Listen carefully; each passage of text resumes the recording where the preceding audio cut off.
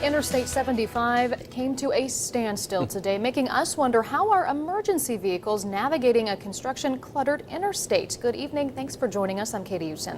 And I'm Mark Allen. Here are live pictures of the area in question. This is where 122,000 drivers pass through I-75 as it winds its way through downtown Dayton. Well, starting Monday, more exit ramps in this area will be closing. So could that impact firefighters and EMTs who well know that every minute really matters in any emergency? Alexa Ashwell got some answers. Joins us live with those. It's our top story at 6. Alexa?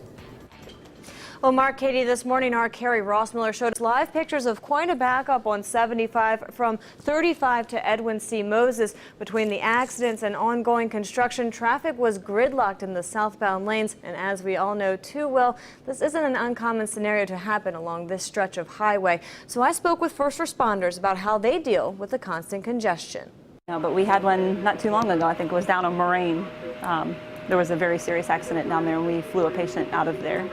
And knowing that Moraine is pretty close here, even by ground, it just was so that traffic was an issue. Miami Valley Hospital Communication Center manager Robin Flannery recalls a two-car collision that happened just 4 miles from the hospital, but required care flight. Care flight number 1 lifted for the Valley at 13:48. With helicopters, fortunately, there are no boundaries for us.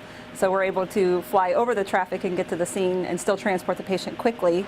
Traffic is a concern each time firefighters and medics in Moraine respond to a call. 75 is the route they will most likely take when transporting a patient to Miami Valley Hospital. Lieutenant Gary Reddick says it's pertinent they stay in constant contact with ODOT and dispatch to avoid being involved in an interstate traffic jam. But even that is not enough. He says his team always has a backup plan. If not, then we're going to have to look at either coming from a different direction, from the opposite side of the highway and going over the walls, if it's in that Jersey Barrier area, or the barriers that you see along there. Or we have to see if we can clear traffic out. Now, if you've been keeping up with the final phase of the I-75 modernization project, many of the on and off ramps to downtown will be closed. That's going to be another problem for first responders. Officials with Dayton Fire Department tell me they will most likely make adjustments to who responds to certain locations. Reporting live, Alexa Ashwell, 2 News.